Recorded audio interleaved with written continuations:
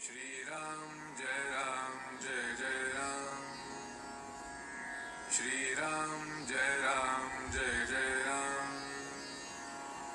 श्रीराम जय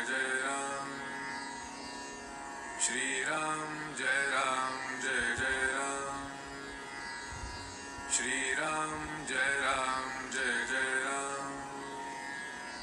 श्रीराम जय जय राम, श्रीराम जय जय राम,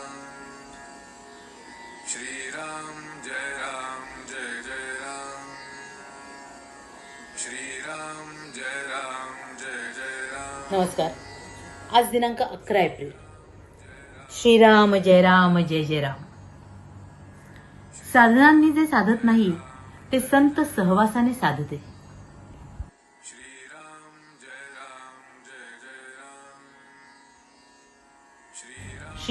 जय राम, श्रीराम जय जय राम। साधनांनी जे साधत नाही ते संत सहवासाने साधते। अवतारी संत आणि इतर संत यांच्यामध्ये फरक असतो। अवतारी संत हे ज्ञानेश्वर महाराजांसारखे किंवा समर्थांसारखे असतात। ते आपण होऊन येतात आणि आपले काम झाले की जातात, मग ते राहत नाहीत। संतांनी जगातली राज्ये मिळविली नाहीत, पण त्यांनी स्वतःवर राज्य केले। चमत्कार करणे हे संत लक्षण नव्हे। चमत्कार सहजगत्या होतील तर होत, चमत्कार दाखवावा म्हणून संत चमत्कार करीत नाहीत। संतांची निंदा किंवा अपमान करू नये, त्यांची परीक्षाही पाहू नये, कोणाचेही वाईट चिंतू नये, दुसऱ्याचे हित करावे, हितच चिंतावे। उत्तम हित नामा वाचून अन्य कशातही नाही।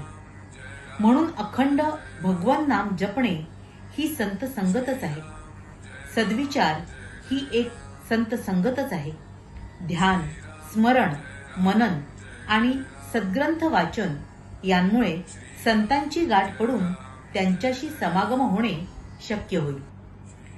संत समागमात राहून विषय मागणे हे समागमाचे रहस्य नाही।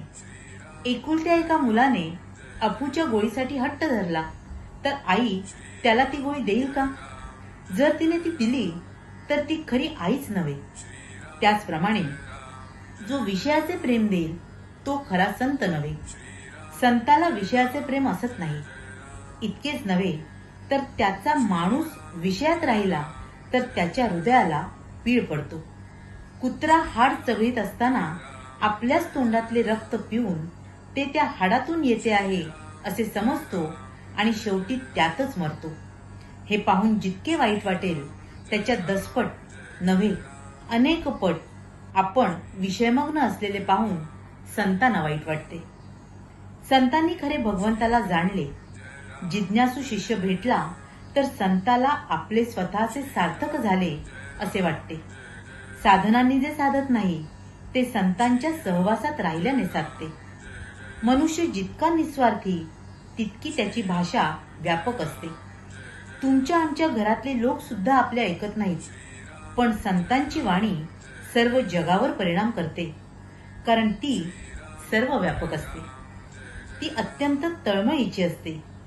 याच अर्थाने श्रुती सनातन आहे। जगाचे कल्याण व्हावे म्हणून ऋषी बोलले, म्हणून त्या वाणीने जगाचे कल्याण व्हायचेच आणि जगाचे कल्याण व्हावे असे वाटते तोपर्यंत ती वाणी राहायचीच। आहे त्यात समाधान मानणे, कोणाचाही द्वेष मत्सर न करणे, सर्व भगवद्रूप मानणे, निराभिमान राहणे, सदोदित भगवन नामस्मरण करणे आणि संत, सज्जन, सद्गुरू यांच्याविषयी पूज्यभाव ठेवणे या गोष्टी आचरणात आणणे हाच परमार्थ। यात कोणती गोष्ट अवघड किंवा खर्चाची आहे? आम्ही निश्चयाने ती करीतच नाही म्हणून समाधान येत नाही। या गोष्टींप्रमाणे आचरण ठेवले तर समाधान येईलच। प्रपंचात कसे वागावे हे संत शिकवितात आणि वागूनही दाखवितात। श्रीराम जय जय राम। श्रीराम जय जय राम। महाराज इथे आपल्याला संत सहवासाचं अनन्यसाधारण महत्त्व समजावून सांगतायत. मुळात आपल्या आयुष्यात आपल्याला संतांचा लाभ होणं, त्यांच्या संगतीचा लाभ होणं हे खरंच खूप कठीण आहे. मुळात आधी संतांना ओळखता येणंच कठीण आहे. पण असे संत जर आपल्याला कृपेने लाभले तर आपण सातत्याने त्यांच्या संगतीत अवश्य राहावं. कारण जे साधनांनी साधत नाही ते अशा संतांच्या संगतीत राहिल्याने निश्चितपणे आपल्याला साधू शकतं. कारण मुळात संत हे जगाचा उद्धार करण्यासाठीच आलेले असतात. या सर्व जगताचा उद्धार व्हावा, सगळ्या लोकांचा उद्धार व्हावा, त्यांनी भगवत मार्गाला लागावं हाच खरा तर त्यांचा ध्यास असतो. त्याच्यासाठी त्यांची सारी काही धडपड असते. ते आपल्याला कधीच विषय सुख देत नाहीत. मुळात आधी आपण विषयात अडकून राहू नये म्हणून ते आपल्याला साधन देतात, नामस्मरणासारखं साधन देतात, जेणेकरून आपण आपल्या भगवंताच्या अधिक निकट जाऊ शकतो.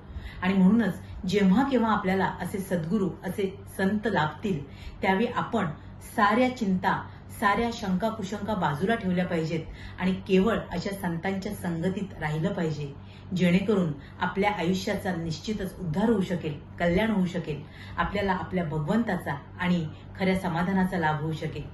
म्हणूनच आपण आपल्या गुरुचरणी हीच प्रार्थना करूया की तुमची संगत आम्हाला कायम लाभो आणि आमच्या आयुष्याचं कल्याण हो.